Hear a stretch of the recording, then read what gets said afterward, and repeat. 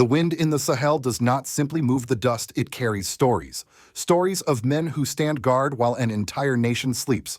Stories of families who wait in silence praying their sons will return. And on this particular day, as the convoy moved across the dry earth toward the forward positions of Pitou, Sanga, Sutogi, and Kompenga, the first sound was not gunfire or shouting. It was music, slow, solemn, almost sacred. A reminder that before any word was spoken, a moment of silence was owed to the fighters who had fallen sur le champ d'honneur. The officer who stepped forward did not begin with command or pride. He began with a prayer, a pure thought, he said, for those who gave their lives. A blessing for the wounded who still carried the weight of battle on their bodies. For anyone watching, especially for those of us in America who remember the long roads of Iraq, Vietnam, and Afghanistan, this scene feels painfully familiar. Soldiers standing in formation, exhausted yet upright, listening to a leader who has walked the same ground they walk, facing the same dangers they face. But his message was not merely military, it was human. He spoke of meeting the different units, of taking time to hear their concerns, their difficulties, their realities on the ground. He reminded them of the meaning of the fight, not just survival, but sovereignty. In Burkina Faso today, this word carries the weight of an entire century. And as he looked at the troops, he repeated blessings again and again, calling on God and the ancestors to protect their families, their children, their land. So here is the question for all of us watching from afar. What does it take for a small nation to stand firm in a storm that has shaken even greater powers? And are the sacrifices of these young men enough to secure the peace they pray for? If you care about truth, dignity, and the struggle for real sovereignty in places like Burkina Faso, stay with us. Please share if this moment of honesty touches you. Subscribe if you believe the world deserves to hear stories like this without distortion, without noise, just truth. The morning began like so many others in the Sahel, a pale sun rising slowly over a landscape of red earth, scattered trees, and long stretches of silence. But on this day, the silence carried a different weight. Families in the nearby villages stood at their doorways watching the military convoy pass, mothers holding their children close, elders lifting their hands in quiet blessing. Everyone understood what this visit meant. The officer traveling to the front lines was not coming for ceremony. He was coming to see his fighters, to look them in the eyes, to listen, and to stand with them. His first words when he finally reached the assembly of soldiers were not military instructions. They were a remembrance. A pensée pure, he said, for all the fighters who fell sur le champ d'honneur. The phrase hung in the dry air like a solemn banner. Every soldier listening knew someone who had not returned. Some had buried brothers in arms with their own hands. Others had watched comrades fall only days earlier. The officer's prayer for the wounded was not distant or formal. It was a shared grief, a shared hope that those still fighting for their lives would be granted strength. He explained why he had come. This tour, he said, was a mission of contact, not from behind a desk or through filtered reports, but directly with the forces deployed across the zone. He wanted to congratulate them on their extraordinary performance under difficult conditions, but also to remind them of the deeper meaning of the fight they were carrying on their shoulders. In Burkina Faso today, that meaning is simple and profound: sovereignty, dignity, the right of a people to exist without fear.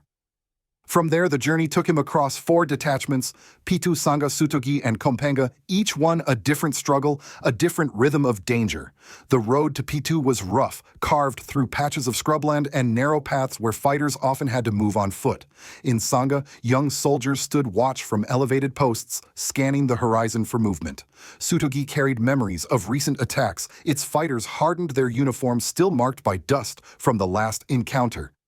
And Kompenga, closest to the border regions, held the feeling of a frontier, a place where the line between safety and threat is drawn by vigilance alone. At each stop, the officer did what few leaders take the time to do. He listened.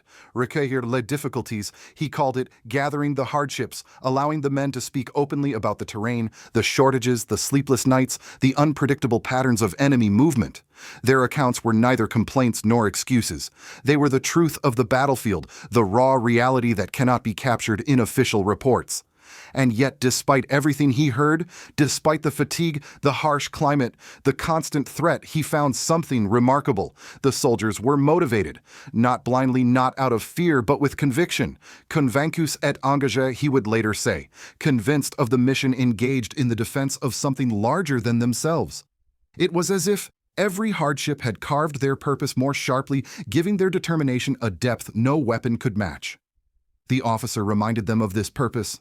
He spoke of the sense of combat. They were leading a combat, not only against armed groups, but against the erosion of a nation's identity.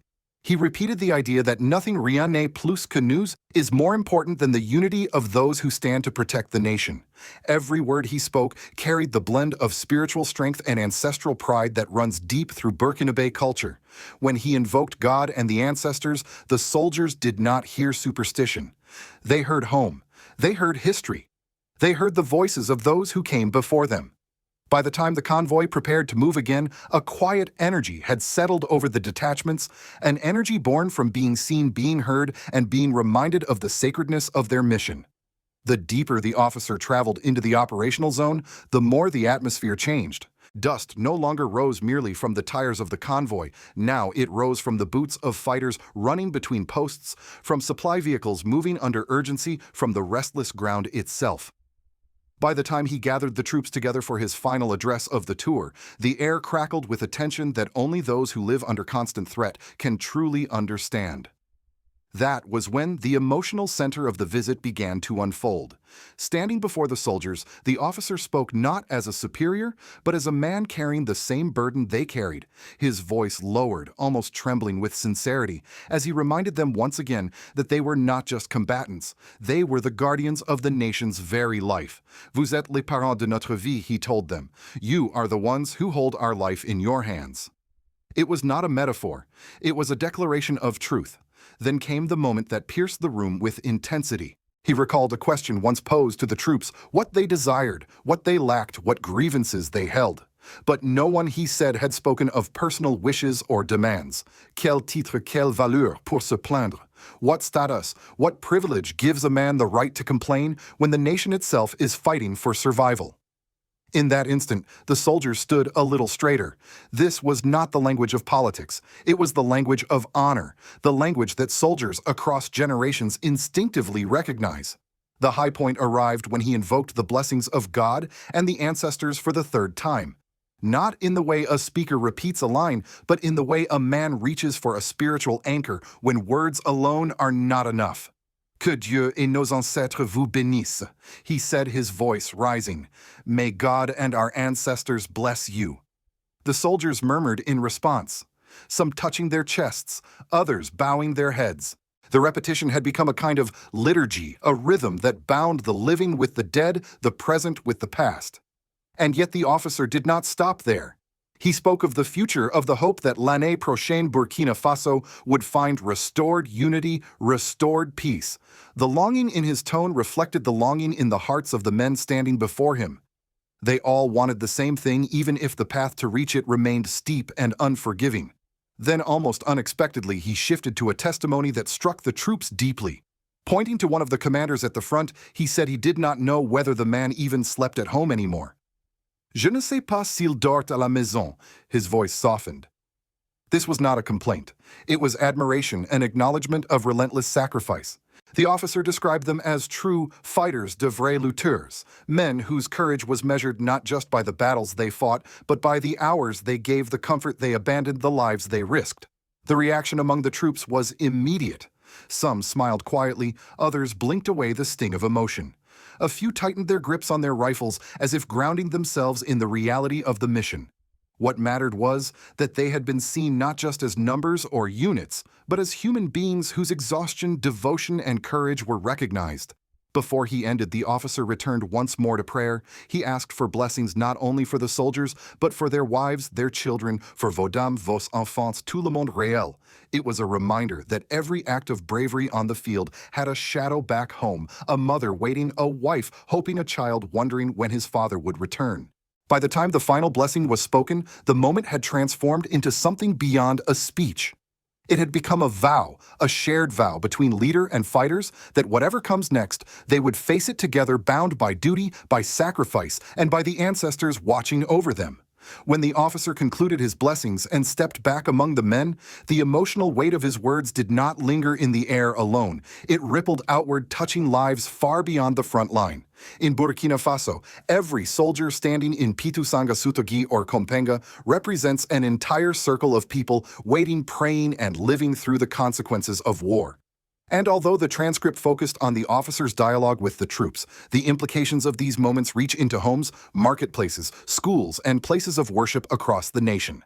One of the most striking aspects of his speech was the way he repeatedly invoked the families, the dames, the wives, and the children of those serving.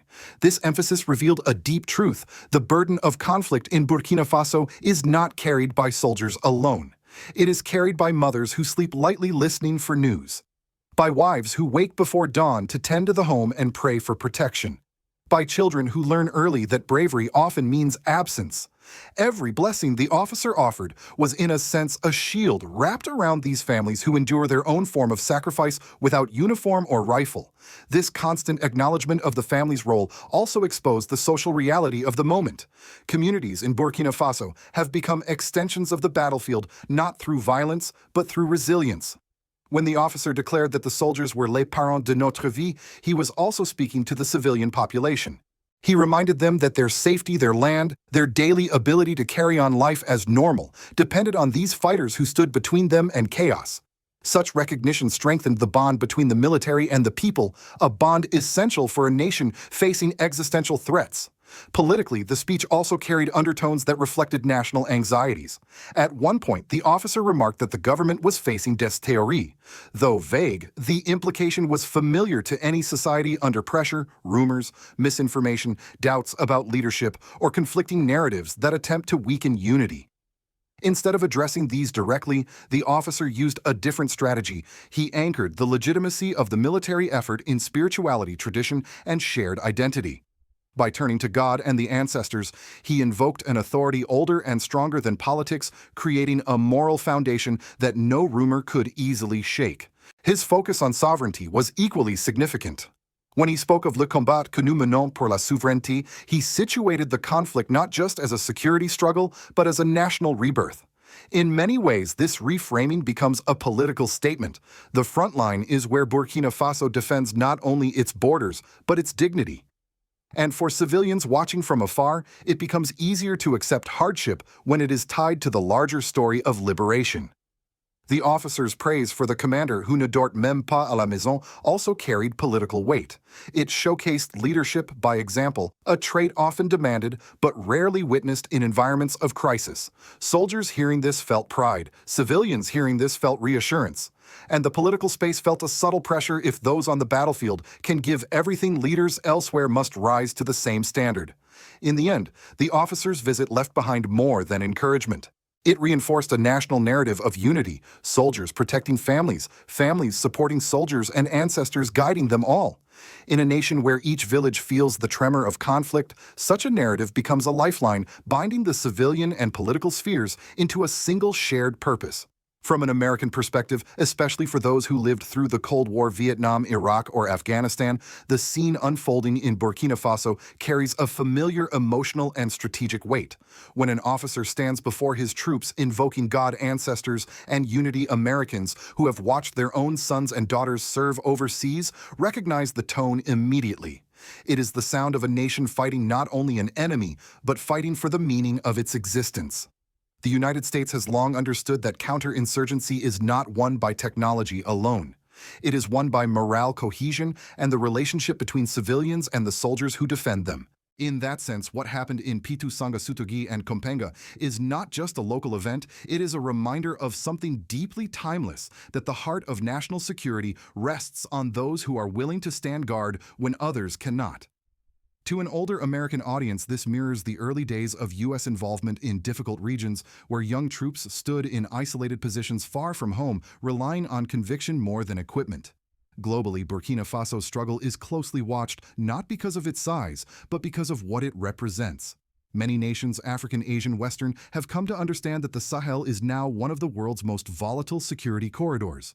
A break in stability there affects migration patterns, economic routes, and geopolitical alignments far beyond Africa's borders. When an officer speaks openly of sovereignty as the core of the fight, it resonates internationally. The desire for self-determination is universal, recognized across continents. For the United States, Burkina Faso's message of sovereignty sits at a crossroads. On one hand, Americans respect a nation's right to chart its own path, especially when it demands dignity and control over its own security. On the other hand, Washington is aware that any vacuum of stability in the Sahel opens the door to wider regional crises. Thus, while U.S. officials may not comment on every frontline address or spiritual blessing offered by local officers, they certainly observe the larger trend: a country attempting to rebuild confidence from the ground up with soldiers as the frontline architects of national identity. International observers also take note of the spiritual tone of the officers' words. While Western militaries emphasize discipline and logistics, Burkina Faso's forces blend military duty with ancestral identity. To some global analysts, this signals a cultural shift, an army drawing strength from tradition rather than foreign doctrines. For older Americans who still remember the importance of chaplains' field prayers and battlefield rituals, this approach may feel less foreign than it appears on paper. It is simply another way of grounding a soldier's courage in something eternal. Finally, there is the broader African context. Countries across the continent are increasingly vocal about reclaiming sovereignty, resisting external pressures, and redefining what national security means to them. Burkina Faso's tone reflected in this officer's speech aligns with that continental momentum. And as more Americans tune in to Africa news or follow developments in Burkina Faso, they begin to understand why figures like President Ibrahim Traoré have captured global attention, not because of power, but because of principle. In the end, the world watches because moments like this reveal something rare: a country fighting for its future with belief, not just bullets. As the convoy prepared to leave the final detachment, the officer's words still lingered in the air like a quiet drumbeat. The blessings for the soldiers, the prayers for their wives and children, the reminder that every step they took across the dusty paths of Pitou, Sanga, Sutogi, and Kompenga was not simply a patrol, it was the defense of a nation's soul. Even after the engines started and the troops returned to their posts, an unmistakable truth remained: Burkina Faso is in the middle of a defining struggle, one that will shape its identity for generations. But beyond the emotional weight of the officer's visit lies a deeper question, one that reaches far beyond the Sahel. What happens to a country when its survival depends entirely on the courage of men who go days without sleep? What happens to families who must pray day after day that the knock at the door is not bad news? And what happens to a nation when its fight for sovereignty becomes a test not only of military strength, but of unity, memory, and spirit? For older Americans watching this, those who have lived through decades of global conflict, the warning is clear. History shows that no nation can endure sustained pressure without strong social fabric, without trust between leaders and citizens, without a shared belief in the meaning of the struggle. Burkina Faso is holding that line today, but lines, as we know too well, can break if the world looks away or if communities lose hope. The officer's visit should be understood not only as military motivation, but as a message to the entire world. The future of Burkina Faso will not be written in distant capitals. It will be written in the villages, in the families, in the hearts of the soldiers who stand watch in the dust. It is a reminder that sovereignty is never handed over, it is carried, protected, and lived. And this raises a difficult yet honest question for all of us watching from afar. Do you believe that President Ibrahim Traoré's path towards sovereignty will truly bring the peace these soldiers pray for? Or do you think Burkina Faso still has a long, uncertain road ahead? In recent months, Africa news outlets have begun to pay closer attention to Burkina Faso, not because it seeks attention, but because its struggle reflects a global shift, smaller nations refusing to be defined by larger powers, insisting instead on their right to stand independently. For many older Americans, this echoes the values they grew up with: duty, sacrifice, and the belief that freedom must be earned, not gifted. If you feel connected to the courage of these men, if you believe their story deserves to be heard, if you care about truth over headlines, please share this video and subscribe if you believe that the world should listen to the voices fighting for dignity before the noise of geopolitics drowns them out.